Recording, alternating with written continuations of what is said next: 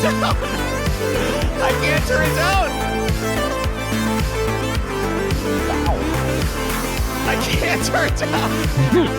There we go. I got it. I was able to turn it down. Wow. All right. So new intro? I just wanted to have a little bit of fun. I just wanted to have a little bit of fun. We're not allowed to do any of that. No, not allowed to have any fun at all. What do we got going on today, Jake? What's the story? What's the scoop? have all sorts of news today, Chris. Yes, usually news is boring, but not with Overcrest.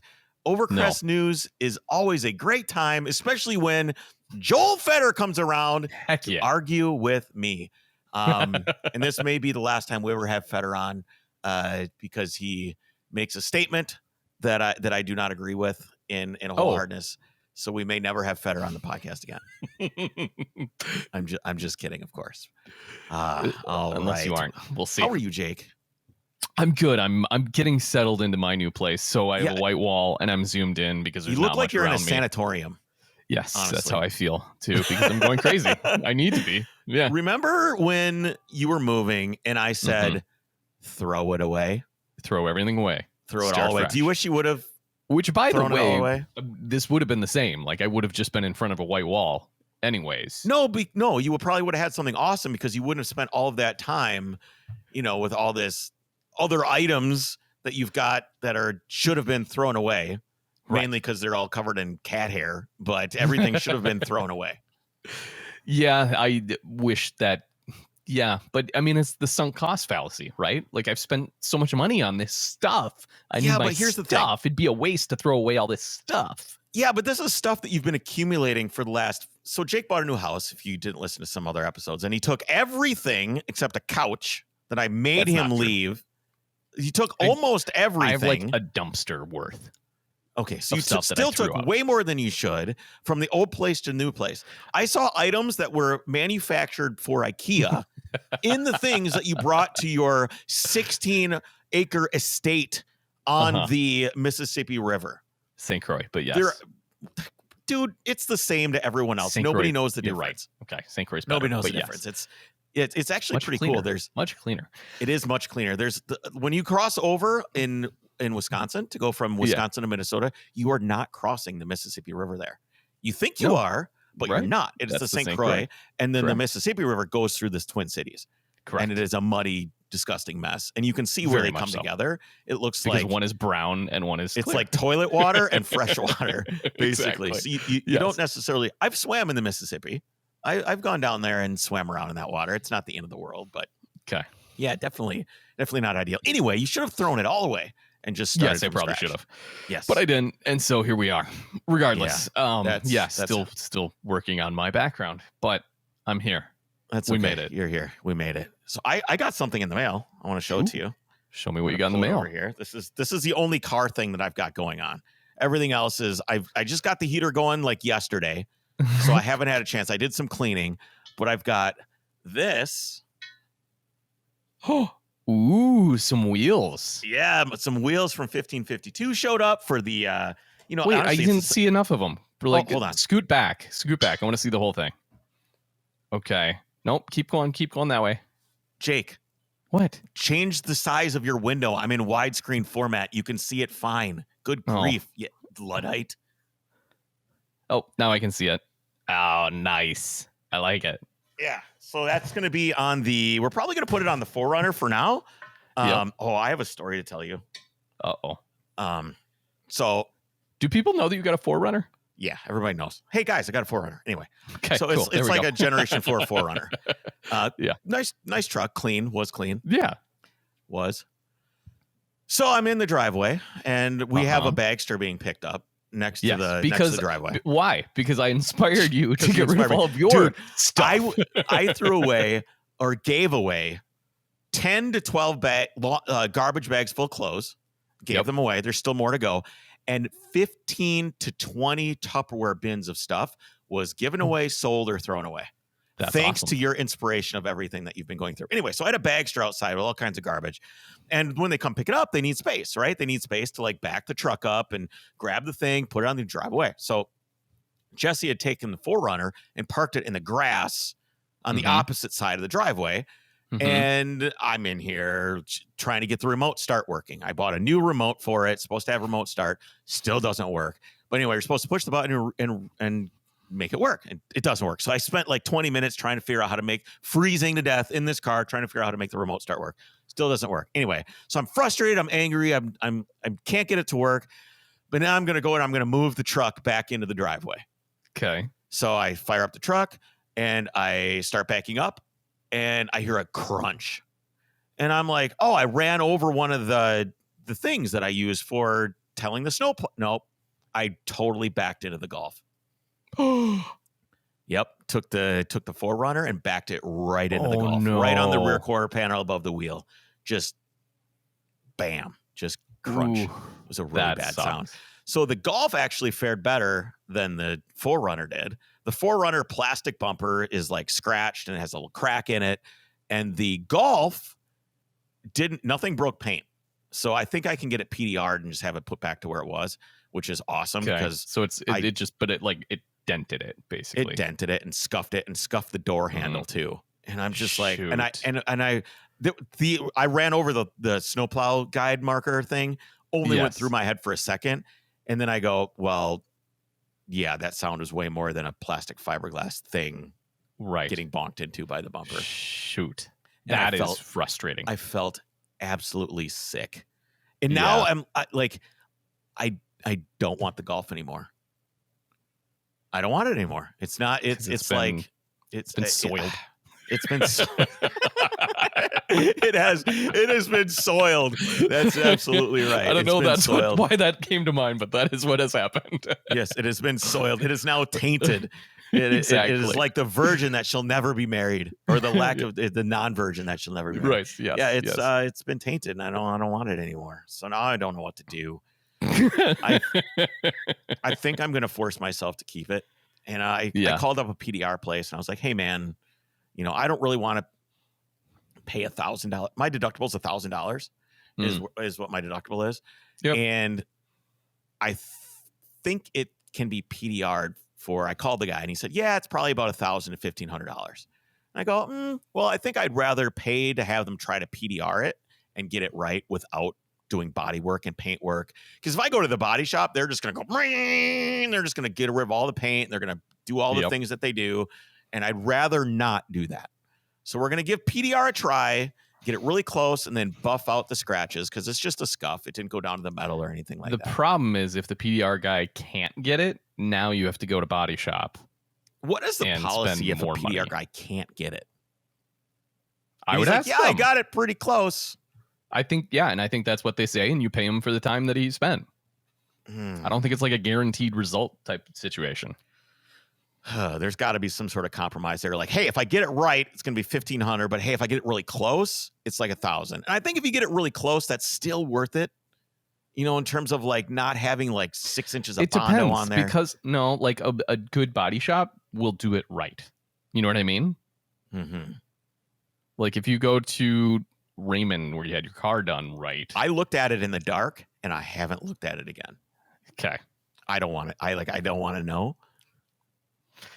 That's really rough. That's rough. It's rough. I'm trying to think if I've ran one of my cars into the other car. Ever. I've done things. I was in my Tahoe, which is like a 2005 Tahoe PPV, police pursuit vehicle. Ooh, it was pretty cool.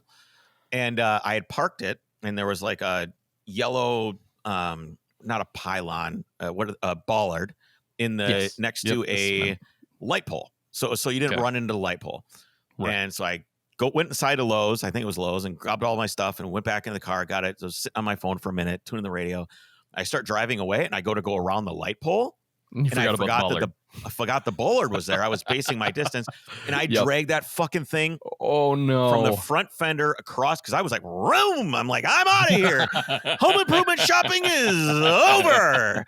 And I went zoom, and I was like zoomed around the corner, and I just went, just dragged it all the way down to the rear door. That is terrible. That was a good one. No, I'm talking specifically because what is most frustrating about your situation is you crashed one of your cars into another one of your cars. Yes. And from what I read, insurance may not even cover it. Really? Why? For obvious reasons. Because you did it to yourself to your other car? I did it to myself, and I did it to my own insured vehicle. You have to check your policy. Some insurance companies will cover that, some will not. But just imagine the fraud potential there. Oh, I suppose. If you're sick of a car, you can just run it into each other. You don't even need to involve another party. You just drive it into something else in the driveway. Oof, that's rough. And plus, I don't really want that on my insurance. My insurance is already expensive. Yeah, I know. So I don't want to. Yeah, I get it. Well, that's rough. That sucks. I'm sorry, man. I felt sick about it, and I would be like I'd forget, and I'd be having a pretty good day. Yep, and then you go. And then I would pop back into my mind. Yeah, and it just ruins. You're an idiot. Would just pop back into my head and be like, "Yep, you're an idiot." Like every 30 minutes or so, almost falling asleep. You're an idiot. Yeah. Someone clip that. That's probably the clip to have. Here, I'll give you a really quiet one without Jake laughing. You're an idiot. There you go. We'll throw that on the soundboard on Discord. All right. Okay. Got a little bit of news. So let's talk about news.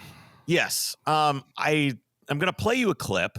It's kind of sad. It's very sad, and it's not the only British motoring institution that's coming to an end. We are. This is not just the last in the series. I mean, sorry, it's the show as you know it is actually ending with, the track, audience, us three, and really badly fitting jackets every week. This is the last one.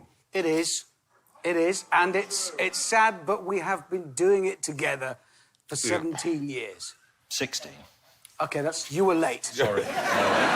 But nevertheless, we do feel the time has come to move on. Yeah.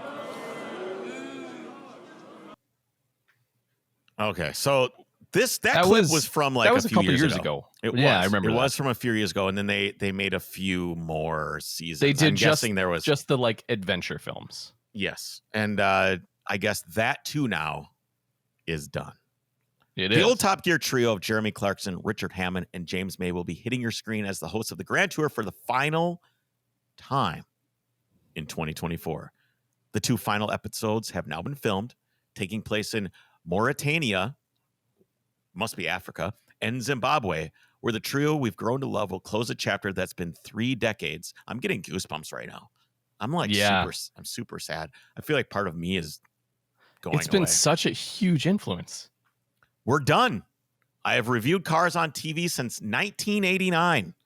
That's 34 years. And after next year, I won't be doing it anymore, Clarkson told the Times. Since the Grand Tour launched in 2016 after Clarkson was fired from Top Gear for punching a producer who probably deserved it, in my opinion, it's gone to, I have this. Clarkson is so divisive and so opinionated, but I feel like nobody would give a shit about him if he wasn't who he was. Yeah, he's such a brash, brazen, offensive, disgusting, dirty human being. Yes. And that's why we love him, because he's so imperfect. Eventually they ditched the live show altogether and just made feature-length specials, which we know. All 3 of their hosts have their own project to pursue outside of the Grand Tour. Clarkson has his farm show, which is fantastic. Gone. Do you like it? Yeah, but it's done now. It's back. It's coming back. No. Yes. Yep. They did the second season, and then they're like, yeah, you're canceled. You're done. You're canceled because he made fun of a princess. What a bunch of shit that was. You know what's insane is I had a whole segment of the podcast. It was 25 minutes of the podcast defending Clarkson for that. And I took it out because I was like, it was so hot to touch. Yeah. And I was like, you know what? I remember that now. And I wish I wouldn't have. Maybe we'll throw it up for Drivers Club members. Drivers Club, perhaps. We'll throw it up in the. I'm trying to remember even how that conversation went. Yeah, Hammond still does a lot of work for Drive Tribe while presenting other TV programs. He also has a show. Hammond has a show where he has a shop. It's like the tiniest gear or tiniest cog or littlest cog or something like that. And you have to use a VPN to watch it or download it illegally because it's only available in the UK. It's a great show. It's him, and he started a little automotive restoration shop. Hammond. Oh, that's cool. Yeah, that's great. Really cool. Yeah. Wait, so is Clarkson Farm? No, that's we're done with back. That, right? No, it's back. There's another season coming. Yeah. There's going to be a 3rd season. So they only canceled him for a little bit, And now that nobody's looking again, we're going to start doing it again now that nobody's angry. So people were really mad. They were really, really, really mad. That's okay. And now we're not so mad anymore. So so we're going to start it back. Okay. Well, I'm excited for that at least. And then what is James May did some weird things. He's been doing some pretty odd shows. Which makes sense. He's odd. I watched him in Japan. I watched that one and it was like. They're strange. They're kind of slow. I actually really like May in Top Gear. He's probably my favorite. I think he's most. I was gonna say when he's done his individual like history segments, they're great. They've been amazing. He doesn't write anything for Top Gear. I mean, I think he does, but I think there's it's mostly writers writing for his style and his whatever. Okay. But he's great. He's done his own shows. He did one where he built a motorcycle. I believe it's a motorcycle, or maybe it was a bike out of an erector set, like a full bike out of an erector set with like a little gas engine in it. And it worked awesome. It was super cool. Anyway, that's it. This is sad. This is it. Yeah, they're either in their 60s or getting close. Wow. I wanted to play one more clip, and this clip is you'll recognize this from Instagram. We've all heard this clip many, many times in different reels, but I wanted to play the whole thing and show the clip of it. It's from the Beast movie with I can't remember his name. I'm just flubbing on it right now. The Australian guy. Anyway, here's the clip. It's what non-car people don't get. They see all cars as just 1.5 tons, 2 tons of wires, glass, metal and rubber. That's all they see. People like you or I know we have an unshakable belief that cars are living entities. Yeah. Well, not a Toyota Corolla, obviously, but... Love the Beast is the movie. You can develop a relationship with a car, and that's what non-car people just don't get. There was a guy called Charles Babbage who invented the computer back in the 18th century. He talked about the unerring certainty of machinery. Okay, now the problem you have is that when you have the unerring certainty of machinery, it is a machine. When something has foibles and won't handle properly, that gives it a particularly human quality because it makes mistakes. And that's how you can build a relationship with a car that other people won't get. And I think that's throughout your entire life, all the things that you discover is the foibles, the errors, the mistakes, the flaws. It's what gives things character. That's what it's all about. And I feel like society is trending towards trying to be a flawless society. Right. Where there's no shame for anything. You can kind of do whatever you want. Nobody has any flaws. I see where you're going with that. I see what you're saying. Yeah. I'm glad you flaws. I was just going to say, I'm glad you played that whole clip because I didn't know the origin. I knew it was obviously Clarkson, but I hadn't watched that whole segment. That's why I wanted to play. It's actually like a 15-minute interview with Bana and Clarkson. It's really good. They talk about whether or not he should restore his V8 race car that he wrecks in the Beast film. And the film itself is actually, I should reach out to Bana and see if he wants to come on the podcast. That'd be really cool. That'd be really fun. What else do we got, Jake? What's next?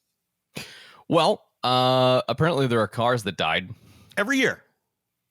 Every year cars we lose certain them. models. They're gone. Yep.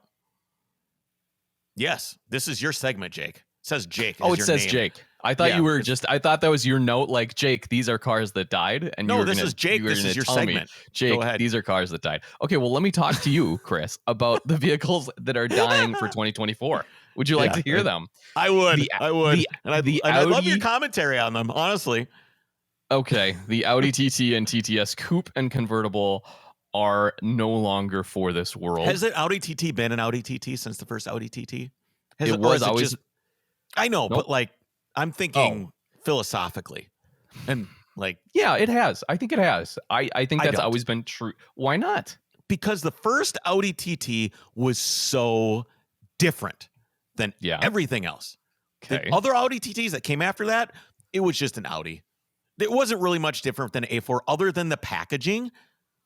Like, think about the first Audi TT with the interior with that baseball stitching and the way that the vents were. I love those. Yep. I know. Everything got kind of like, plus you could get the 225 horse version. It was like, whoa, this is cool. But it wasn't really. No, the 3.2, Chris. Yes. With their first usage of a DSG, I'm pretty sure was in that car. So much happened with that car, with that first generation. Everything after that was like, oh, yep, it's an Audi. Oh, yep. And that's why I think it's going away. It became something that was just humdrum, average, boring. That's why it's gone. and everything's going to EV anyway, but just in terms of like from a that's the real standpoint, reason, right? Yeah. Well, maybe we're gonna get a Audi TV. They'll bring back the what'd you call it? An Audi TV? TTEV, aka the TV. The TV. I like that. That's okay. Right. The R8 Coupe and convertible also gone. Yep, not surprising. Well, it's because it's a petrol-powered supercar. It's gone. Correct. And they're getting rid of that. It was fun. Although it was fun. I do very much enjoy the Audi Quattro EV. What do they call that thing? The Audi the Audi e-tron GT was what I was trying to say there. It is basically the Taycan, but Audi's version of it, and it looks much better. Okay. That's a cool looking car. Yeah. Anyways, I know the thing you're talking about. The Taycan, the prices on those things are absolutely tanking. Oh, really? Tanking, yeah. You'll be able to have one pretty soon. Yeah, you'll be able to have one. Really? Because I was watching them and I was like, nope, they're too expensive still. Go ahead. I'm going to look one up on car. You look one up. The Chevy Bolt EV is also going to call it quits. Oh no. Chevy intends to launch a second generation Bolt, but the brand has yet to share when exactly this will arrive. So that one's not even like dying. They're just not going to make it for a couple of years. Wait, Chevy Bolt EV, Chevy Bolt EUV. What the hell they've got that? a bunch of different trashy who gives a shit models. Okay, yeah, it's like just a different version of it. Oh God, thank goodness that Chrysler 300 is finally being put down. Okay, you can get a I can't believe now? They still made those things. Hold on, let me sort this by price. Not best deals. I want lowest price first. Yep, and then go $66,000. $66,000 for a 4S. Oh, really? Yeah, 66. 43,000 miles on it. These things. What is the cheapest Cross Turismo you can get? Because that's the one to have. Yeah, you're gonna not like the story later then. Oh, really? It's not even listed. All right. It's literally not even listed. Yeah, it's not there. Okay. Dodge Charger. That one's sad. That one's going away, I guess. Yeah, but it's the Chrysler 300, you know? Yep, all that. The Challenger, we knew that was on its way out. For people that want to run from the police. Because if you were going to run from the police. For whatever reason, that's the car. That's the one. That's the one. They made a billion of them. It's almost like in the movie Drive. Yep. Where the guy walks up and he's like, and he's walking by all these muscle cars, and he's like, it's like a Nova and a I think there's a Dodge Dart in there, all these different like muscle cars. Then he's like, 2007 Chevy Malibu in silver because it's the most popular car in California. Love that. Yep. I want to watch that movie again. There's so many good clips from that. It's great. Really? Oh, it's so good. Yeah. I was going to watch it with the kids, and I'm glad I didn't because he like stomps on someone's face till it's not even there anymore. Yep. Remember that scene. Pretty violent. Oh, yeah. Movie. Very much so. Dodge Challenger we knew was on its way out with like the 57 different final editions. Final. It's almost like when you have a Photoshop file that you've been working on for a while. And it's like final. It's final like final project.final.pst. Final project V3 PST final.psd.final.pst. That's where we're at with the Challenger right now. There's edited, so many different versions. Final. I know. So many. Ferrari F8 Tributo, which I don't even know what this is, to be honest, because here's what we fall victim to, Chris. Not victim. We are guilty of not really paying attention to cars that are outside of our purview, not attainable, or that we simply don't care about. Like we're talking about Tesla later. And I don't think either of us really realized how like safe those cars are and some of the cool technology because we just didn't care or like them. Ferrari F8 Tributo, I guess, is another one of these because I don't know really what it is. Well, I think it's still living. It's just the coupe form is dead because you got to be able to have the top off. It lives on in its drop top spider guise. Yeah, you got to be able to be seen. Coupe is no more. Okay. The Fiat 500X, didn't know they made this thing still. This is when they made the Fiat 500, but then they're like, actually, we want to get into the crossover segments. They made the X. The Ford Transit Connect. Kind of interesting to see that one go because I suppose they're going to work on their next electric EV thing. Yeah, it'll be an EV. Speaking of electric EV delivery vans, have you seen the new Amazon-only EV trucks? Yeah, they're cute. They're very cute. They look like they're from some sort of movie about cars or something. Like WALL-E or something. Yeah. Yeah. Okay. That was my only comment. Do we know anything about those? Like, we did an episode about them a long time ago. By Amazon? I think they're made by Ford and Rivian, if I recall correctly. Oh, yes. Remember they did a partnership. I do vaguely remember this. There's got to be something there. I don't remember. And I don't care enough to look. Okay. Jeep Cherokee. Can you believe that? Why? It's dead. Oh, the nameplate will return in the coming years. Again, yeah, I'm sure it will. They're dropping it in order to do it as an electric vehicle. Jeep Renegade, terrible truck thing. What a terrible that one truck. Was terrible. Kia Rio, okay, didn't even know that was still being made. The Kia Stinger, this one was kind of cool. Hold on a second. The Rio was one of just 3 models available this year with a starting price of less than 20 grand. One of 3. Wow, that is pretty now sad. There's 2. Yeah. The Kia Stinger, which is basically the Hyundai Genesis G whatever 80 thing of the other one. Well, what's cool is that the Stinger was pretty neat. Like you would see a Stinger and be like, yeah, that thing's rad. It's fast. And then all of a sudden I started seeing a bunch of like dumb Stingers that were kind of like basic bitch Kia Stingers. Yeah. I don't know. The Mazda CX-9, that's another crossover we don't need. The Mazda MX-30. This thing looks ugly like too, isn't it? Yeah, but it looks styled like brand new. I didn't even know this was a thing. It made a Failed small to impress ripple. as an electric vehicle with a driving range of approximately 100 miles. Surprise. That's why. McLaren 720S Coupe and convertible are gone. The 750. Yeah. So they're just making a new version. Nobody cares about McLarens. I mean, they're cool. Mercedes C-Class Coupe and convertible. We're just losing the C-Class? The C-Class has been around for a long time. Yeah. The 2-door C-Class, the new CLE class, indirectly replaces it. CLS class, E-Class, coupe and convertible. See, these are coupes. Wow. Okay, so they're just dropping all those. Oh, no, the Mercedes Metris van. Sad. I'd love to have a Metris. Nissan Maxima. God, that thing's ugly. Oh, no. What? Porsche Panamera? I told you. Turismo? Why? This was the best. We have an article coming up to talk about that. I'll let you take it. It can bother you. Few folks actually purchase the Panamera Sports. Dude, it's so good looking. We'll get there. It's so good looking. Well, I know why, because they're just going to do the Taycan Crash Turismo. We'll talk about probably exactly what. All right. Well, that's sad. My saddest one is the Panamera Cross Turismo.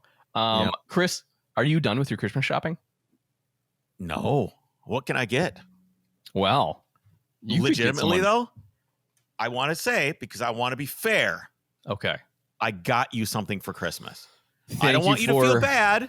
Okay. When I bring you something and you don't have anything for me. So this is I'm doing this for you. You're saying Jake. You want me to feel bad? No, is that what you said? No, I don't want you to feel bad. You have to get me something so you don't feel bad when I bring you the gift. Something. Okay. Yes, you have to get me something. I don't want you to feel bad. Thank you for.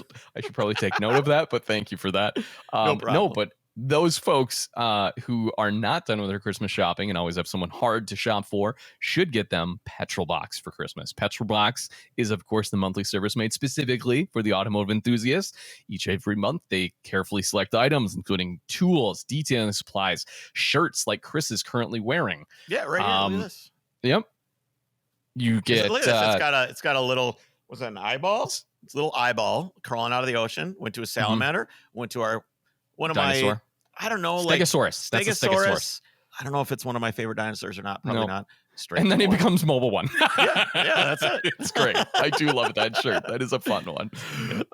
Petrol Box is awesome, though. Subscription makes an absolutely great gift. There's 2 different levels to choose from. Petrol Box Basic for $20 a month. Petrol Box Premium gets even more gear for $39.95 a month. Check them out at mypetrolbox.com. Yes. Okay. I know Cybertruck is almost like old hat news right now, but I want to talk about this a little bit, and then we have Feder coming on after this segment to talk about it some more. One of the most impressive things that we saw, did you see the race between a Tesla Cybertruck and a 911, except the Cybertruck was towing another 911 and it was super cool. And I think he used that, like when Elon was talking about it at his presentation, he like showed it and the camera angle showed the truck and the 911 and it beat the 911, but then barely. It panned out. It was right on its tail. Right. And then it zoomed out though, and you saw the 911 being towed, which you're like, what? That's crazy. Yes. And not true. It actually wasn't a quarter mile, as Elon said. It was an 1/8 mile. Okay. Does that change anything for you? Because people are like, and this kind of gets to my point, is people are seizing on this immediately. Elon said it was a quarter mile, but it's not. It's an eighth mile. Cybertruck is dumb. Screw Elon Musk. What a liar. Maybe he meant to say eighth and he just forgot. Like maybe it was just a slip of the tongue. You don't understand. What? People hate this guy, so they're taking anything they can to just yoink it out. If he makes if he honestly, if anything, an eighth mile is almost more impressive because then it's off the line more. Yeah, it's off the line. In a quarter mile, the 911 would have won. But dude, it's a truck that weighs as much as like two of these things, towing another one, and it's still faster. Yes. It's still valid. That's super cool. Can we just go, hey, who gives? I don't care if it was like 300 feet. Right. You know, it's still really cool. Who cares? It's still really cool. And it's sad because I feel like some of this, I think the Cybertruck looks like a carpenter square. I think it's really ugly. I think it's such It is very ugly. And I do like the one review, as I say in quotes, because as Joel says, they were hardly reviews that we saw on YouTube on different channels. But I do like the one that basically said it's a shame the truck looks like that because it is the least revolutionary thing about it is the way it looks. Yeah, which I thought was very interesting. We've settled for design mediocrity and predictability. Right. Is what we have now. We have predictability. So for that reason, I love this truck. I love it. I think it's so dumb looking, but I don't care that it's dumb. Because I want there to be some sort of reward for just trying something different. Well, if nothing else, it'll be a catalyst. It's a design catalyst. Right. Be like, the Cybertruck's terrible, but you see it and people are going to recognize it. And so someone else is going to say, well, we can take maybe that formula and make it less crazy. The problem is that each side has gotten political with it. And if you it is to the point now where people hate Elon so much, probably because of what he did with Twitter, which was everybody's favorite playground for their political bias. Now they don't like Elon. So now everything Tesla is bad. Everything Tesla is bad. I don't want to own a Tesla. Why are we doing that? Why are we cutting off our nose to spite our face because of what this dude thinks? He's the richest man in the world. You not buying a car that might be great for you, he doesn't give a shit. Right. He's got and you're not billions of dollars. Because he literally doesn't care. He could run, Twitter could run forever with no advertisers until the end of time. And he could just pay for it out of his own. He doesn't care what you do. You're only cutting off your nose to spite your face by I don't want a Tesla. I don't want one. I think they look stupid. I hate the interiors. I don't like the giant screen. I really don't want an EV to begin with. But some people, it's probably great for their lifestyle. Right. Some people really want an EV, but now they're not going to do it because they don't like the guy. They were revolutionary, and they did so many things that other manufacturers couldn't. And they basically, again, were a catalyst for other manufacturers kickstarting it. It's so it's because everyone has to have stupid. Their own. It's tribalism. Yeah, but it's more than that. You have to be able to broadcast your own viewpoints by what you drive. It's literally war paint. Exactly. Is what it is. Yeah. It's sad. Mr. Joel Fetter. There he is. With no delay. With no delay. We're good this time. I want to let you know I'm competing with you today. I'm highly caffeinated and super agitated since my the whole studio situation over here has been giving me trouble, but I'm highly caffeinated. Thanks to you, I like coffee now, so I've had a double espresso right here, and I've been going to town on it. Yeah, it's so I'm competing with you, and I've noticed, to get right to the point, because I know because of all the technical difficulties, you have less time. I've been watching with very much dedication all the stuff that's been going on with the Cybertruck, and caveat, I don't care. I don't care about the Cybertruck. I think it's stupid. I think it's ugly. I think Elon Musk I have a love-hate relationship with him. I think he's brash. I think he's rude, but I also think he's a very intelligent guy. I think he probably isn't as intelligent as everyone says he is, but he's in a position where he gets to do a lot of cool stuff. He's taking 80% of the star whatever is taking 80% of the payloads up to space. Like there's all kinds of cool shit going on, right? So I think he gets a lot of clout from that. But I think that things have taken a shift in terms of who likes Elon based on his political beliefs and his very brash libertarian go fuck yourself attitude that he has. And I sent you a DM, and I know that this is like this is way out in left field because I do know that you have a high amount of journalistic integrity. And I asked you this in terms of more of a, is this possible that this is happening? Is the journalism world being affected politically in its views of the Cybertruck? Are we being fair to the Cybertruck, or are we biased because we don't like Elon? Can you define we? When I say we, I'm talking broadly. I'm asking you to comment on the journalism sphere as a whole. So all right, fine. Let me dig into that. Look, I follow a lot of people, whether it's on his site or Threads or Blue Sky or whatever, right? And I follow the people from CNBC who are tech and Tesla reporters, and I follow Automotive News, and I follow people that work with me in the industry, not with me on my team, but of course them too, but also people that don't work on our team, right? And here's what I'll say.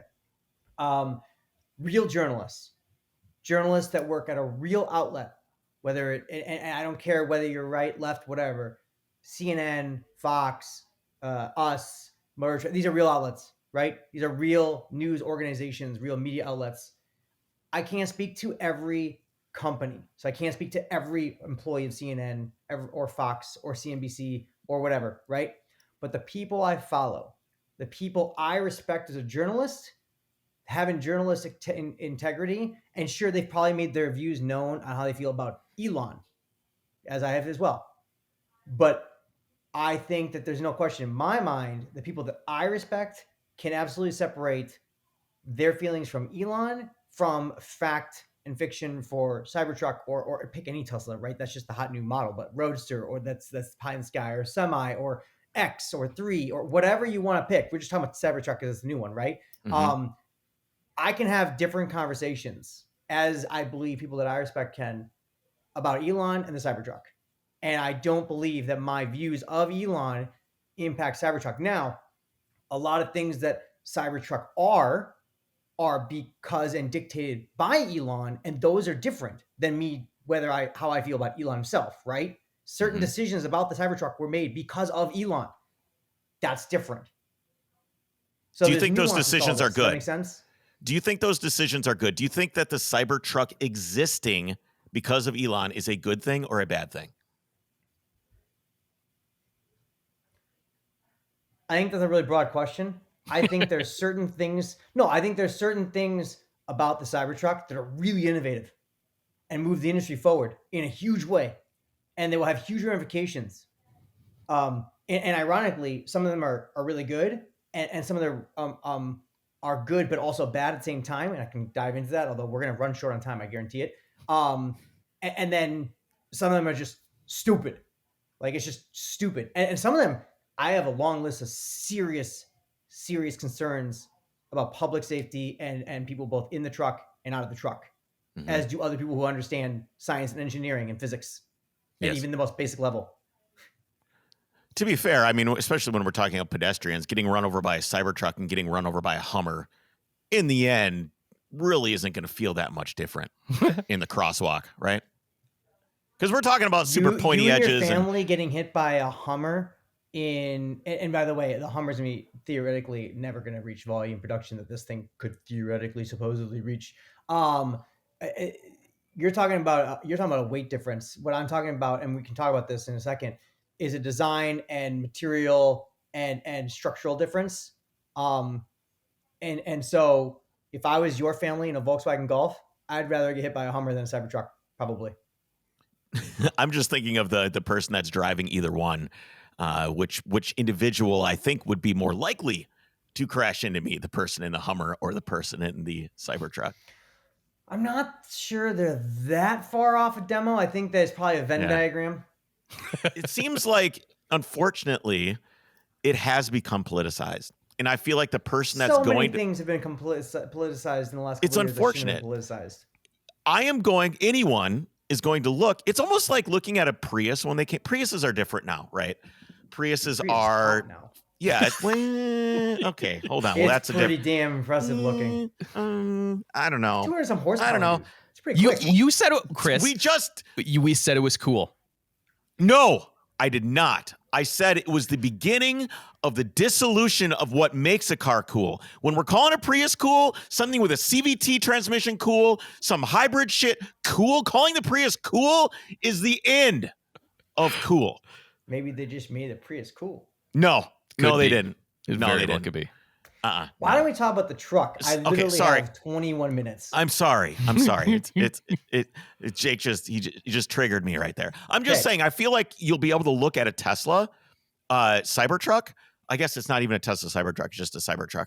You won't even look at a Cybertruck and not be able to just make a judgment about that person in the same way as it used to. Hang on. That statement, by the way, wouldn't have been said about 4 years ago. That's Elon's fault. So I don't have any thoughts and prayers. I don't know what to tell you, man. I got a lot of people, friends, family, that are, or people that don't even fall in either of those categories. And they'll tell me, I love my Tesla. I don't like that I own a Tesla and I'm associated with Musk & Co. And that's a whole different thing. And that's brought on by him.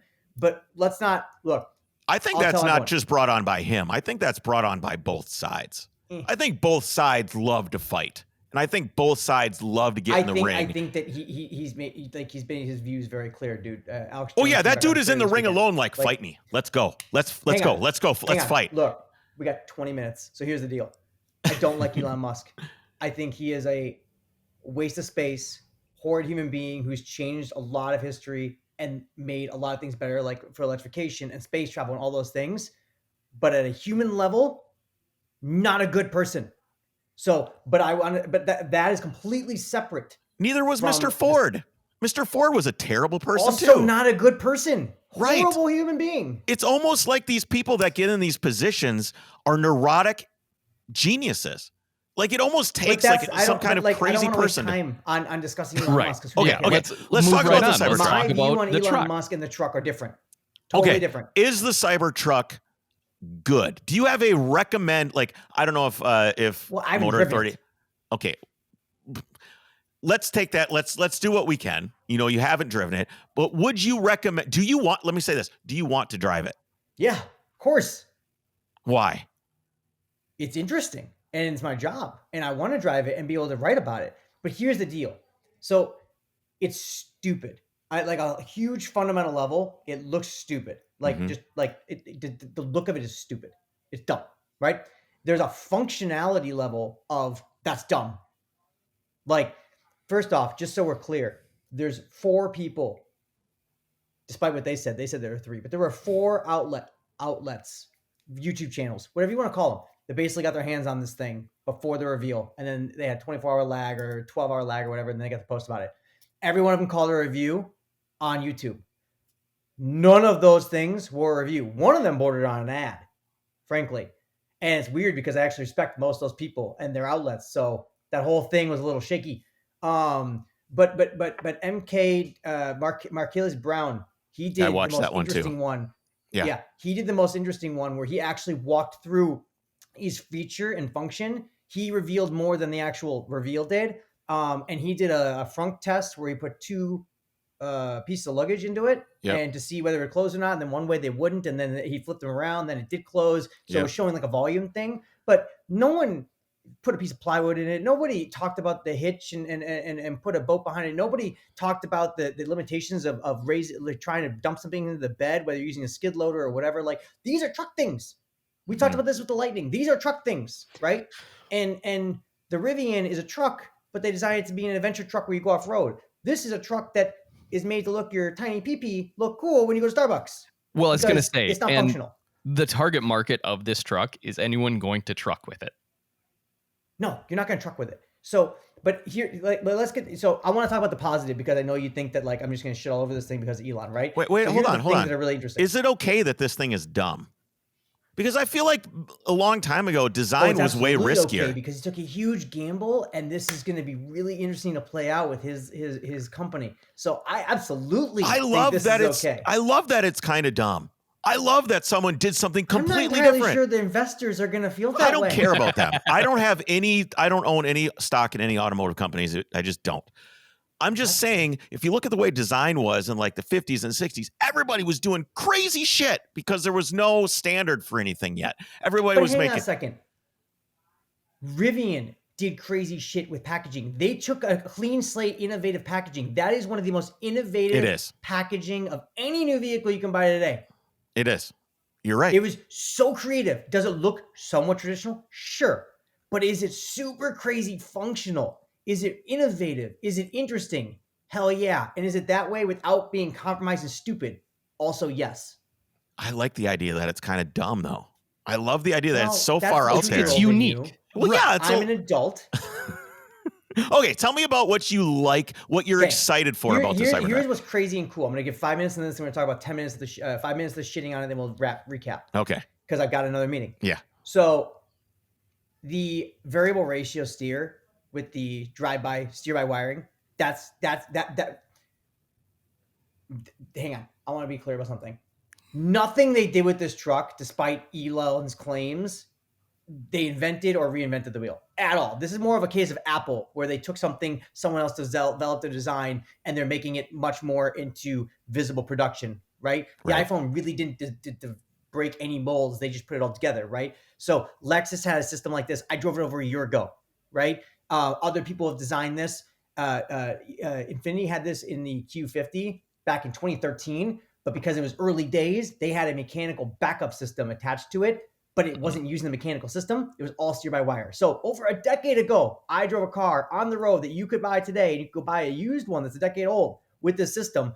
It just only had 2 redundancies instead of 3, and then had the third one was the mechanical, just so we're clear. Right. So, but the fact that they put this in this vehicle, in a mass production vehicle with no additional redundancies or mechanical, that's interesting. Super interesting. Terrible application. Much smarter would have been either A, in the Model S and X when they had the yokes, or B, and much more applicable. Because when I drove this in a Lexus on a racetrack and then on an autocross course in Europe, I said, this seems like it'd be a really smart move in a sports car for either the racetrack or back canyon roads. So if they had developed this and put it into the Roadster, should they ever actually build that, that would have been really interesting. This seems a really dumb application of that, but it's a cool technology. Why didn't it make it into the X or Y, do you think? Say it again. Why didn't it make it into the X or Y? Or My Model gut 3? tells me it wasn't done. It's a huge. They're using the 48-volt electrical architecture, which those cars are ancient. They're over a decade old now, and they didn't update the electrical architecture that much. The wiring harness got revised when they gave the new screens, but not like overhauled. The electrical architecture didn't. It's just the wiring harness. And so you need a clean sheet platform. That's my gut. Engineering, cost. Right. So that's innovative. The mega castings, where basically this truck is essentially 2 to 3 parts underneath all the panels, right? The actual panel, the structure of that truck is basically 2 or 3 parts, and they're basically one casting. That's super innovative and super smart, but there's some downsides to that we'll talk about in a second. But it's interesting, and it revolutionizes to the point of Henry Ford doing the assembly line, the way you build a car. Other things they've done that they took from Model Y, they started with Model Y. They used to, everyone built a chassis and stuck a battery pack into it, right? And then you had a floor that was, then you bolt everything to. Yep. They started doing with Model Y, where the chassis was open, you put the battery pack in, and then you bolted your seats and all the other crap inside the car to the actual battery. You got rid of your floor. You're saving weight, you're saving parts, your efficiencies of how you build a car. The downsides to this, we're going to talk about in a second, are also going to match some of the downsides to those mega castings. But it saves weight and it revolutionizes how you build a car. That is when Toyota bought a Model Y, took it apart and said, holy shit, we're a decade behind. Was that okay. And the mega castings. They're also using mega castings on the Model Ys, much smaller, where the front entire substructure with the assembly for the towers for the suspension, those are all one piece. Huge pieces. Not Cybertruck huge, but for a normal car, huge. So this was beta tested on some of the early Ys and then moved over here. 48 volts, getting rid of the 12 volt electrical architecture, saves weight, so much wiring. Dude, a modern Ferrari has over 16 miles of wiring in it. That's a Ferrari. Yeah. The amount of wires in like a Cayenne or any of these cars is so heavy. There's so much different intricacies and the coding that's going into it. They're not using CAN bus and Ethernets to run this like they are. A lot of people are, but they're not doing it through the whole system like this. This is efficient. It's smart. These are smart things. Is this stuff that only a company like Tesla can do because they don't have a previous architecture that they're building off of? Or like, why has no one else done this yet? It seems so obvious. It definitely makes bureaucracies. I think bureaucracies of someone like Ford or GM or whatever get in the way. Somebody's cousin owned the copper mining company. Ford's doing the 48 volt system and all. They're planning a lot of these things on their T3, their 3-row crossover, and their next gen electric pickup truck that's being built in Tennessee. Joel, imagine how bright my halogen light bulbs could be on a 48 volt electrical system in a car. How many amps? How many watts? Hang on. I have 10 minutes. Let's get to the dumb. All right, let's talk about the dumb stuff. What do we got? The dumb. When that truck gets in an accident, I'm not even going to talk about the safety in a second. We'll get to that. Everything I just talked to you about, the efficiencies, the mega castings, shit being bolted to a battery, that's a problem. Mm-hmm. That's a huge problem. That's a repair problem. That's we're just going to total it out problem. And I know this truck's like a super strong exoskeleton. So like just take the Model Y, for instance, right? Because they'll all be like this eventually. It makes cars more recyclable. Easier to build, harder to fix. It's almost like if I broke my arm, you had to replace my hand and my upper arm and my shoulder. If you broke right here and you had to basically just go from here down. Exactly. You might be easier to build, but you're harder to repair. Okay. Yeah. 2. Maybe I could get a bionic arm though. That would be dope. It's not bulletproof, okay? I've talked to a lot of people. It's not bulletproof. And the glass is not bulletproof. If you watch the video, they didn't use a stainless steel ball when they did the glass again. He didn't throw it at 90 miles an hour or 120 miles an hour, which baseball players can actually throw it. He chucked it and he just lobbed it. It's not, you're in trouble. I can't. Thoughts and prayers to the first person YouTuber that dies. I guarantee you we will see this. Someone will test the bulletproof and die. Thoughts and prayers. I don't really have time for thoughts and prayers for that because that's whatever. Darwinism. So last and my most important thing, if you watch the crash test, you should be terrified that he's going to be on the road with your family. There's no crumple zone. It does not crumple. Does not crumple. Doesn't crumple. There's no crumple zone. It doesn't crumple. And guess what happens if that doesn't crumple? Guess who does? You. Yeah. Guess who's absorbing the energy? Watch the crash test again. The front dummy probably broke its neck. The back did not have its airbags go off. And the rear axle either broke or just fell apart. Do we have any crash ratings for this thing yet from the NH? Oh, they claim it's just super. No, I can't wait to do all the crash tests. Experts are waiting for this and they're like terrified. Also, it's going to obliterate someone. Mm-hmm. It doesn't bend. Yeah. So it terrifies me. We need to, what we need is have you seen Demolition Man? And all that stuff? Have you seen Demolition Man? The foam. Oh God, he's going to talk about the foam. The foam in the car. This is one of the greatest movies ever. It solves everything. Do you know Matt Farah has a Demolition Man bathroom with the 3 seashells and everything? Oh, man. That sounds pretty good. Okay, anyway. Look, some innovation. Real innovation here. Probably not the right product for some of the innovation to be debuting. I think that Tesla cult will buy it in droves for a while, but you're going to run out of them. I think that flippers are going to buy it in droves. But the flipping, Rivians are already not, they're already tanked on the flipping, right? I mean, once people get them, they're going to get them. And I think it's going to have a problem. I do not see any reason that Rivian or Ford or anyone else should be concerned about this thing long-term. I think that it's ugly. I think it's compromised. And also, we should also I have 7 minutes. We should also discuss one other thing. Those range ratings, just like every other Tesla, there's different multipliers that the EPA allow. Everyone's gas fuel economy has to be the same. For electric cars, there are different multipliers that you can use to calculate your EPA ratings on an electric vehicle. Everyone in the industry except for one automaker uses the same multiplier. So everyone else's ratings are pretty reasonably accurate, except for one automaker who uses a different multiplier and has a much better rating on paper than in reality. And that automaker is Tesla. And that automaker has also just built a truck. So those range ratings for that truck are in real range ratings. If you were using the same multiplier, how did they get away with that, Joel? Because the EPA allows it. I don't understand why. The EPA allows you to choose your multiplier. Well, they probably don't want any hurdles for anyone. They just want as many EVs as possible.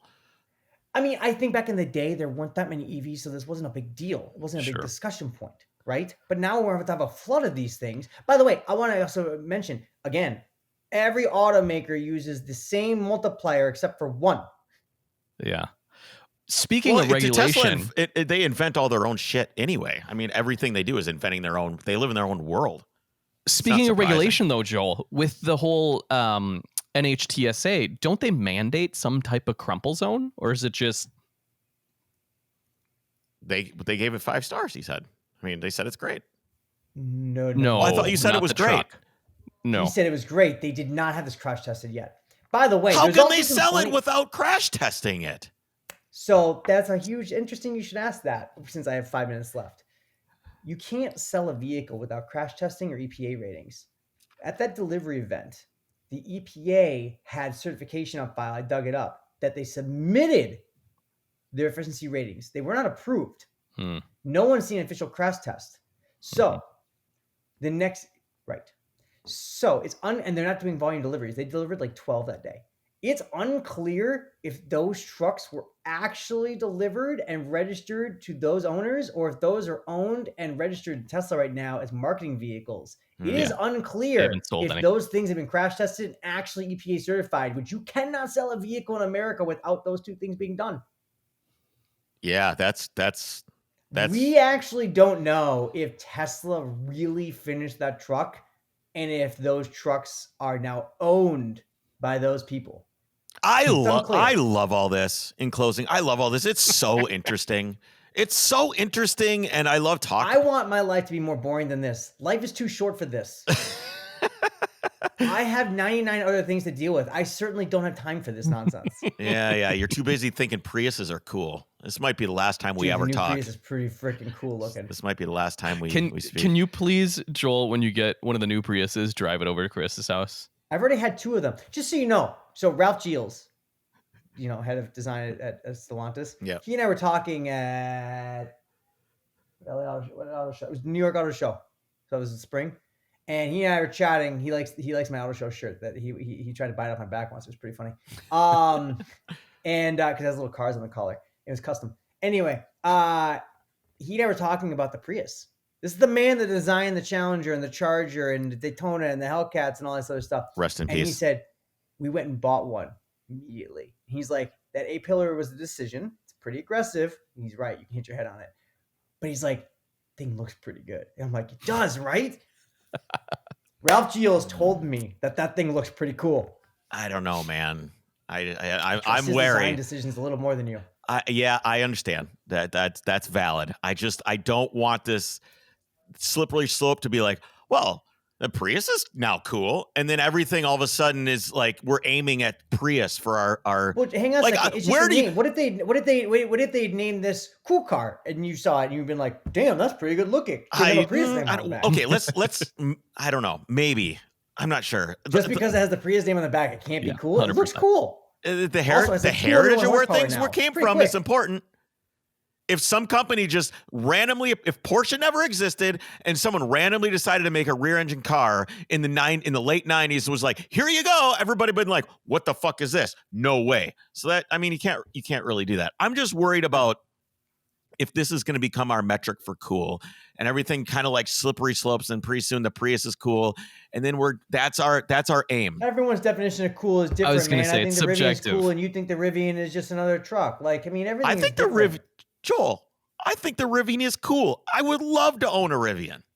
I would love to own a Rivian. I would love to. It is the only car I've ever driven that scared me. It scared me, Joel. I drove a Sapphire. I got 2 minutes. I drove a Sapphire to 0-60 1.89 seconds. God. Wow. That was fast.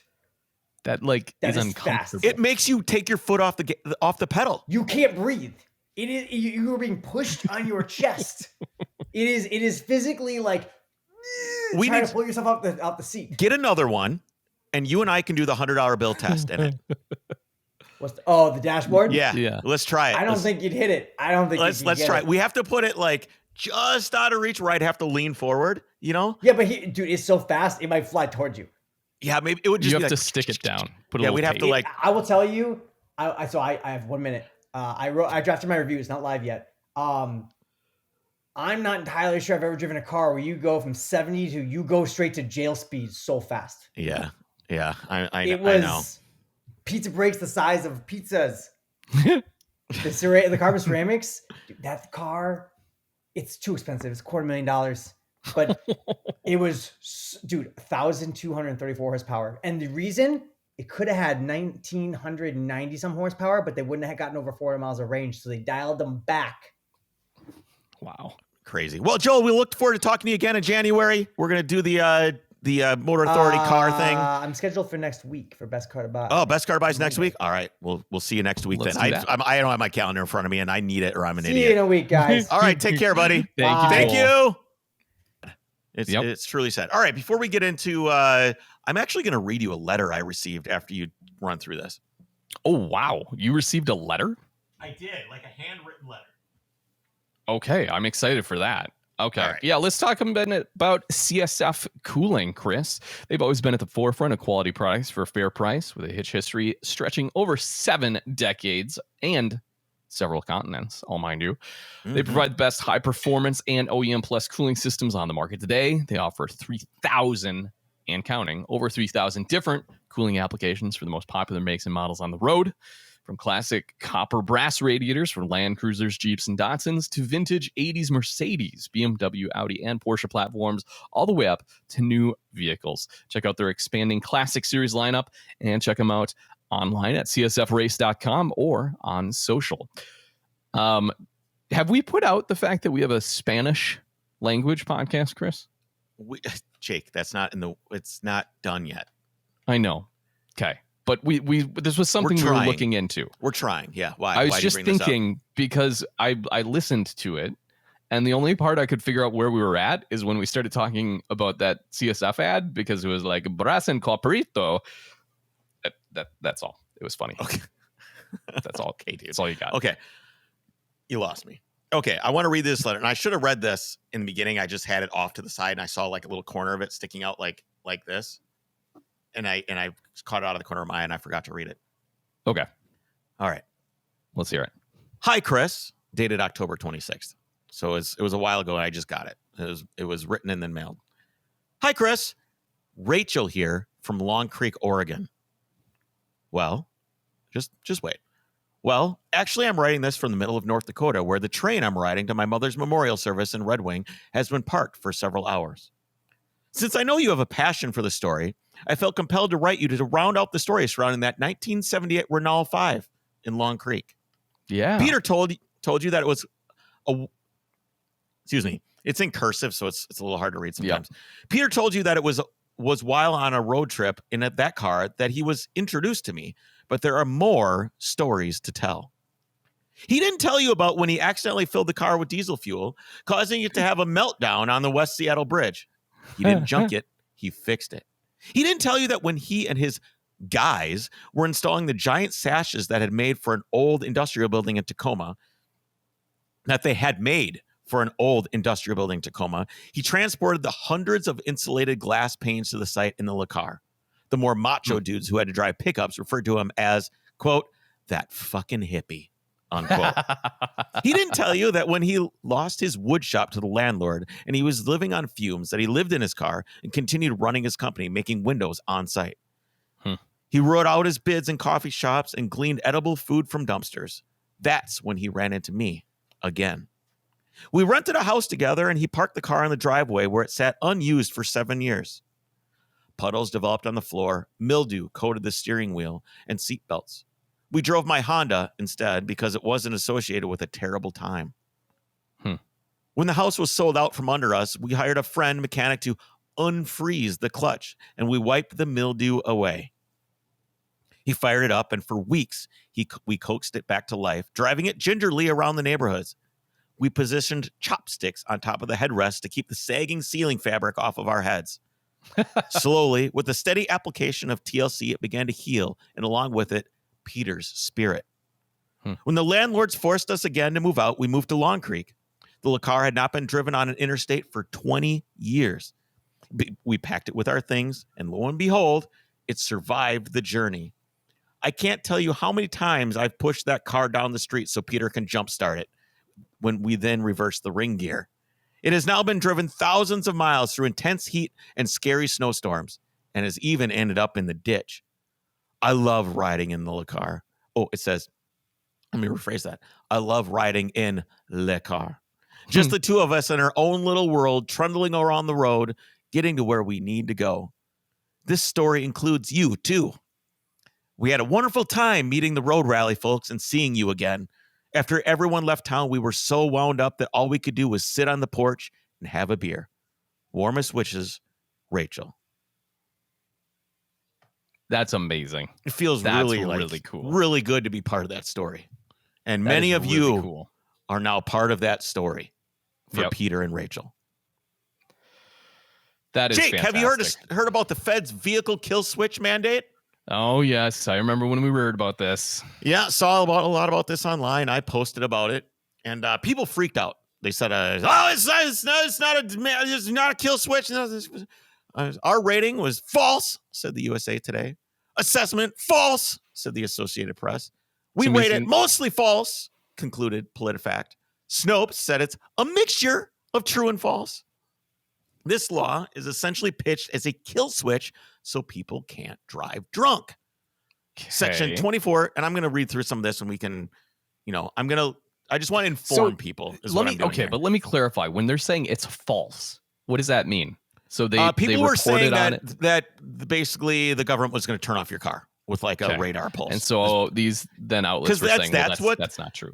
That's what people did with it. They seized on it and they went overboard in their criticisms of it. And when they really should have just boiled down to the facts, and which are scary enough, in my opinion. Section 24.220 of the law explicitly states, quote, to ensure the prevention of alcohol-impaired driving fatalities, advanced drunk and impaired or distracted driving prevention technology must be standard equipment in all new passenger motor vehicles. The legislation then goes on to define the technology as a computer system that can, quote, passively monitor the performance of a driver of a motor vehicle and can, quote, prevent or limit motor vehicle operation if an impairment is detected.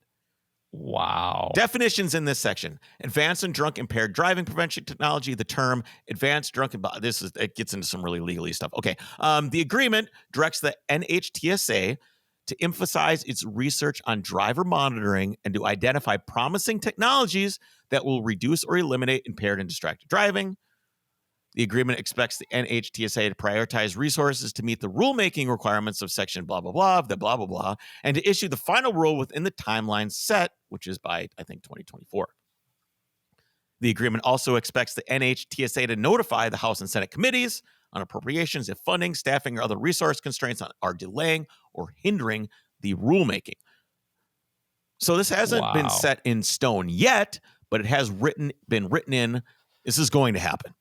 Okay, so this is going to happen. You are going to have, and I looked into some of like the technical stuff here. It's basically going to monitor your eyes. Is what it's going to do. It's going to monitor your eyes and your attention. And if you, I'm still skeptical that this is going to go through. It did already. This is law. This is. That's a great question. This is not law. I don't think it's law yet. No, the reason. But I think they're. So, do you remember when we talked about this on Discord, which everyone should check out? We can give a little pitch for Discord after this, because our unofficial legal consult for Overcrest, Dave, came on and basically wrote up. By the way, I put Dave on this. Yes, and from what I remember, he said, if this becomes law, there would be so much backlash and so many people filing suits against the NHTSA that it would never happen. Okay. Public Law 117-58 has been passed to authorize funds for federal aid highways, highway safety programs, and transit programs, and for other purposes. So they basically have committed funding to investigate it. And make sure it happens by. It's super scary though, because you're basically saying now, if this were the case, they would mandate that you have to be able to be watched all the time in your car, as you're all driving. the time in your car. Yes. So for me, I was thinking about this. Is there a kill switch for my arms just in case I decide to beat my wife? Right. Yeah. No. Right. Just in case. It's possible. Obviously not. I could beat my wife. I could do it. No, I could go in there right now and punch her in the face. Is there something? You're taking an extreme analogy or example, but here's a better analogy. This is Minority Report. We're presuming the guilt, right? That we're presuming everyone's going to be guilty, so that we need to monitor this. You need to be monitored, even though you may never drive drunk in your life. We need to monitor you just so you don't. Yeah. The World Health Organization estimates that roughly 55% of domestic abuse perpetrators were drinking alcohol prior to assault. This is my take on this. On average, nearly 20 people per minute are physically abused by an intimate partner in the United States. During 1 year, this equates to more than 10 million women and men. That's over 5 million people per year as a result of alcohol abuse.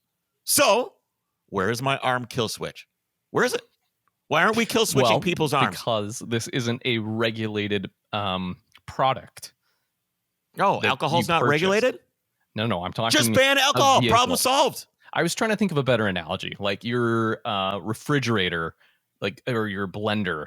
Just because you could potentially put your arm in the blender and cause yourself harm, should that have a kill switch? There is danger everywhere. Correct. Yes.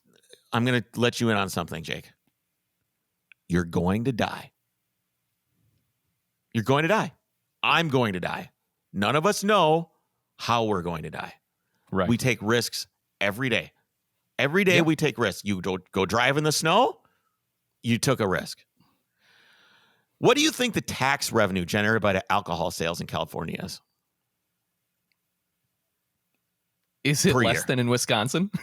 That's a great question. Tax revenue generated by alcohol sales in California is $428 million per year. Wow. Per year. That's $13,558,109,000 in total since they started collecting taxes on alcohol earlier in the 20th century. Just so we can understand, these are big numbers, right? These are huge numbers. Mm-hmm. I saw a Yugo for sale the other day. It was $7,000. Okay. California has collected 1.9 million Yugos worth of alcohol taxes. Uh-huh. That's a weird measurement, but okay. What? You could have this many used Yugos. You could have that many used Yugos. Anyway, I was going to play the More You Know clip, but none of our clips work anymore. The more you know. Just think about, why don't we just ban alcohol? Causes a huge problem. It's a huge problem, right? Yeah. And yet we're going the other way with drivers. Because now we just legalized. I didn't want to put the drunk driving thing on it because everybody knows this, right? Everybody knows that drunk driving does cause this. So I threw the domestic abuse thing in there. It's like maybe something that people don't think about. Alcohol is a huge problem in society. Yes. Just look at Russia. Huge problem. Russia's alcoholism problem is insane. It's really, really bad. I was like, I thought you were just talking about their politics or something. No. Okay. No, well, we could probably tie it two and two together. No, but what my point is, Chris, in this country, it feels like we're going the other way with it. Instead of banning and regulating stuff, now we're legalize it all, right? Yeah. Look what happened in Oregon and Washington. They have a huge drug problem. Everything else is not good at all. All right. Tell me a little bit about the Drivers Club. Yeah, Drivers Club. We have exclusive content. We have access to things that other people can't have, such as a Discord channel, which you should check out the Discord channel regardless of where they're Drivers Club member or not. I get a notification every time someone joins. I had to turn it off. It's a ton. Yes. It's a really cool active community where you can talk with other people. There's projects, there's forums. It's amazing. That being said, you should go over and do it one better and become a Drivers Club member. Overcrestproductions.com/Drivers Club. $5. As little as $5, guys, all we do in the Drivers Club is make fun of you guys that aren't in it. That's true. That's it. A bunch of cheapskates. Freeloaders. One Red Bull a month. Just don't drink one and sign up for the Drivers Club instead. Because we energize you more than a single Red Bull could. I'm highly caffeinated today, which is just fine. Jake, the Porsche Panorama Sport Turismo, as you now know, is dead. It's the third generation Porsche Panamera. Why don't you have one? Because we saw they're very expensive. Yeah, but you could have had one instead of your Cayenne, right? At that time, I don't know if we could have. 50, 60 grand? Yeah, but they were not. They were like, I don't even know if you can get one for under 100 right now. Really? Sport Turismo. Yeah. The third generation Porsche Panorama will be exclusively offered as a sedan when it goes on sale in 2025. Dumb. The long roof Sport Turismo version added to the range for the 2018 model year isn't coming back. And Autoblog sat down with top Porsche executive to find out why. Quote, when it comes to the customer's point of view, it's a little bit of a design piece. The practicality of the car doesn't change much compared to the standard one because we have a huge hatch. The sedan's hatch is big and the Sport Turismo's is more or less the same. Yeah, but it looks so much better. Porsche doesn't specifically break down Panamera sales by body style, but his comments suggest the Sport Turismo will enter the pantheon of automotive history as one of the brand's rarer series-produced models from its era. Panorama sales totaled 34,000 units. If the Sport Turismo this will be less something I want to buy sales, then in the future because it'll be rare. 10%, even if 10% of sales were the wagon, they sold under 3,400 of them. See, that's awesome. Rare. I want one of those. Rare. Extremely, extremely rare. So I asked myself, why Americans don't buy wagons? Well, we talked about this. We talked about this. Yeah, but we're going to talk about it a while. No, I know. But I'm going to say, as I said then, it's because there was a stigma associated with wagons. I don't think that's what it is. I thought about this a lot today. I don't think that's it. I think it's a practicality thing. No, because people don't use their cars for practical things regardless. That's why you have either the pickup truck. Most people that need space like that or need to haul a 4x8 sheet of plywood have a pickup truck instead. Yeah, but that has nothing to do with stigmas. That's practicality, what you just said right there. I need to haul plywood. Yeah, so you buy a pickup truck instead of a wagon. That doesn't have anything to do with a stigma for wagons.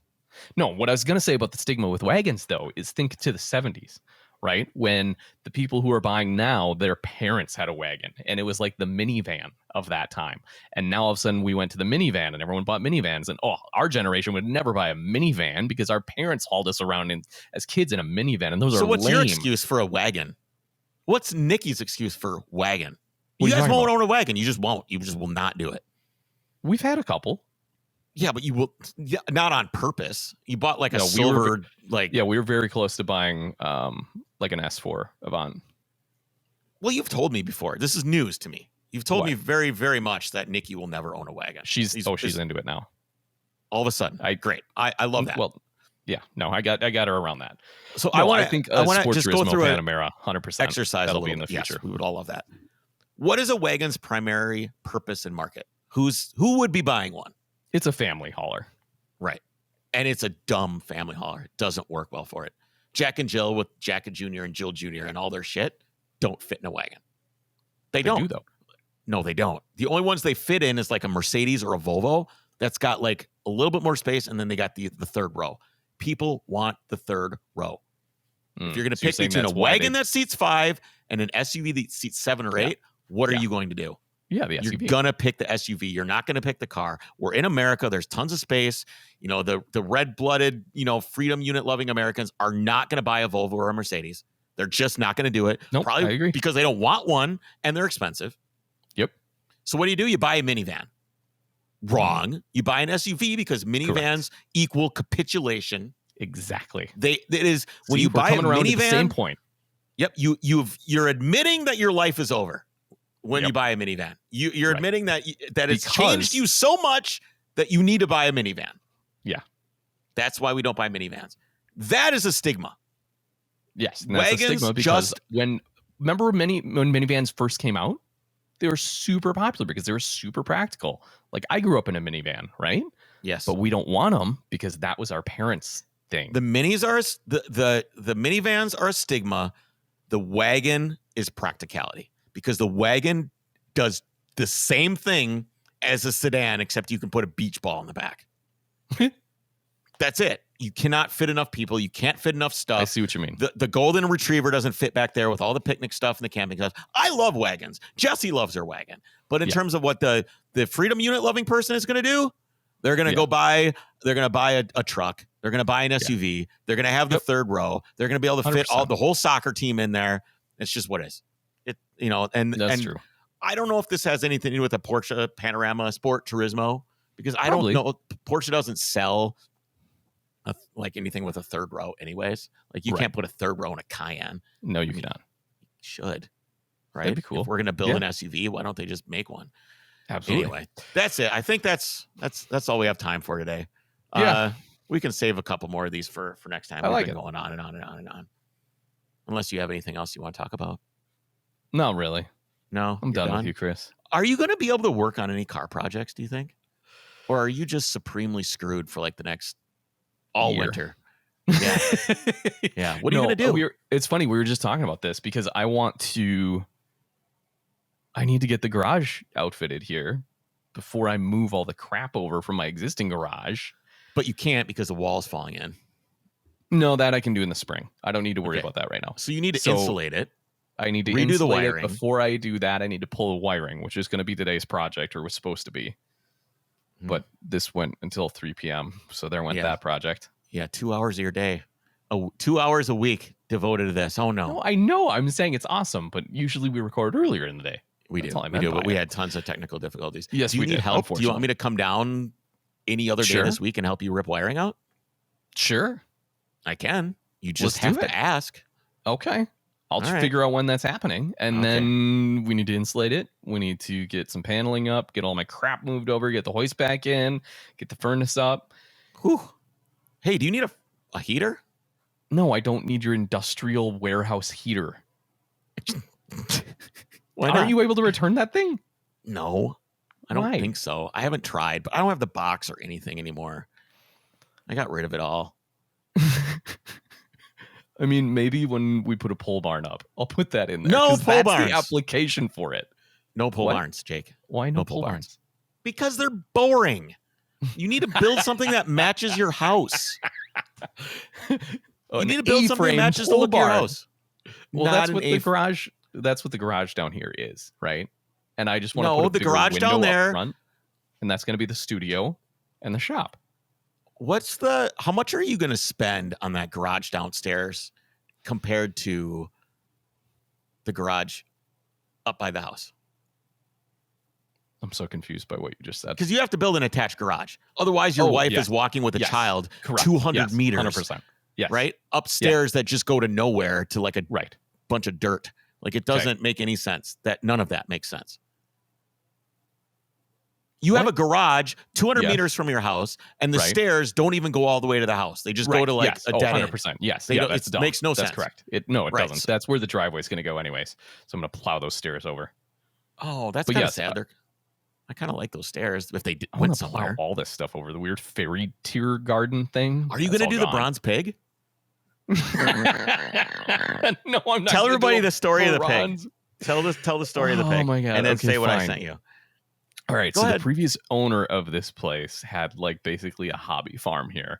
And so they had a pole barn that had goats and pigs in it. And one day the goat apparently knocked over the heat lamp into the hay. Isn't this how the Chicago fire started? Probably. Did like a horse kick over a kerosene lamp or something? I think so. Yeah. So basically the same thing happened here on my property for the previous owner and started everything on fire. And it created a vacuum because like fire sucks all the air. So the previous owner wasn't able to get the door open because it was such a vacuum. Whoa, yeah, really? You didn't know this part? Yeah. No. And so she ran up the hill, got in her car and rammed her car into the doors to break them inward. And the pig, Aura was the pig's name, came running out like badly burned. It's probably, I'm imagining, still smoking, as she's running out. And probably smelled really then good too. Aura, like smoked bacon. Aura, this pig, realized that the goats and other animals were still in that fire and couldn't make it out, and she ran back into the blazing barn to guide the goats out. When was this? Circa when? probably like 2018, I think. Yeah. Okay. So where's Aura the pig now?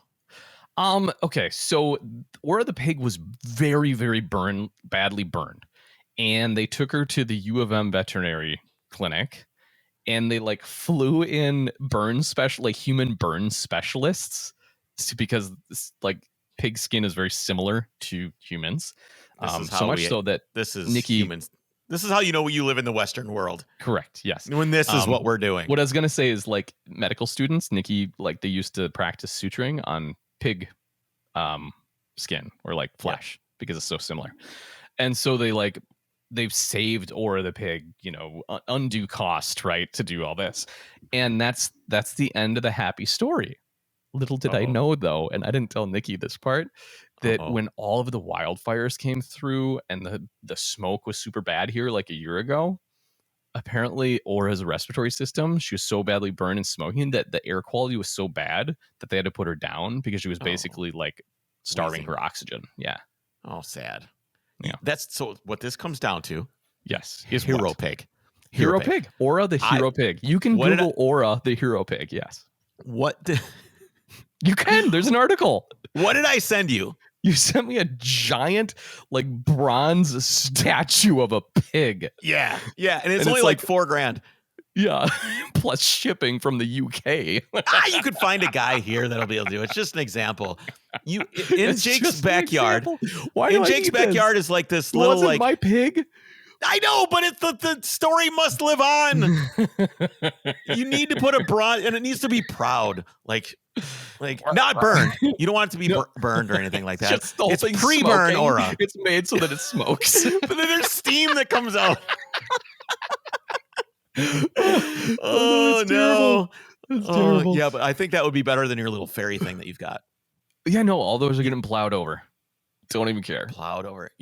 What do you mean plowed over? You mean you're gonna? Hey, when are we going to look at that skid steer? Right. So I'm gonna get that skid steer and just plow him over. When are we going? Oh, my dad. We need to take a jump pack with us. We need to take a jump pack and probably some diesel fuel. No, you need ATF fuel or diesel 911 or whatever it is. Crack open the injector pump, and we're probably it might even be a 24-volt SOS system. We're gonna be more than just a jump pack. Okay. All right. Well, that'll be fun. I'm looking forward to that. That'll be good. That'll be really fun. I was going to wait until I had the trailer that I can use to put this thing on. We should have done it on Saturday when it was 50 degrees. Yes, we should have. And my dad didn't even bring back the trailer. He didn't go up. That's okay. So, because I'd like to, if we're going to go get it, load it up, get it. I wonder what it would be like driving that thing. So it's an hour, probably an hour and 40 minutes, an hour and a half from your house in Afton. You want to drive the skid steer back to my house? What would that be like? You'd be terrible. You could do it though. Okay, they go what, 5 miles an hour? Oh, they do better than that. Have you ever seen these things? Yeah, they do more than 5. I can walk 5 miles an hour without even getting into a jog. 5 miles. All right, hold on. I got to look it up. Top speed cat skid steer. All right, what do we got? Technically a Case brand, but yes. Oh, oops. Okay, sorry, my bad. All right, what's the maximum speed of a skid steer? Skid steers typically can travel 10 to 12 miles per hour. Okay, cool. 10 miles an hour. There you go. Well, it's almost 300% more than what you said. Okay, but regardless, that's still going to be at least a 7-hour drive in the skid steer. You know those little mini trucks? Yeah. The little, what I'm talking about. They're the Daihatsu things. Daihatsus or Toyotas or whatever. I want to do a road trip in one of those. Okay. I think it would be fun to do a back roads only 30, 40 mile an hour trip from I don't want to drive across the country, but I think it would be cool to come from Missouri or something and just take back roads all the way up and stop. And you got a little bed in the back. You could stop at all the thrift stores and stuff and just pile it full of shit that you don't need. You could stop at one thrift store unless you're getting small things. You know what we could do? You know what I want to do is go back to the Flint Hills where we saw that shop that was cool that had the motorcycles in it, and it looked we would just go park in front of it with surveillance. Wait until someone finally comes. Wait. Or maybe we could set up a Wi-Fi camera on a tripod and then just have a picture of us. Just be ring this, and have it be ring the bell when you get here. And then it automatically connects you to our phone, like FaceTime. or we could just call like the town and ask who. Like we figured out who owned it already when we were there, and we could have just called them. You're so boring. My ideas are way better. So you're gonna drive down there to set up a tripod, and then come back and wait. For what? I don't know. I can't afford anything anyway. Oh my god. All right, we gotta end this before we devolve further. All right. We will see you guys next week. Take care.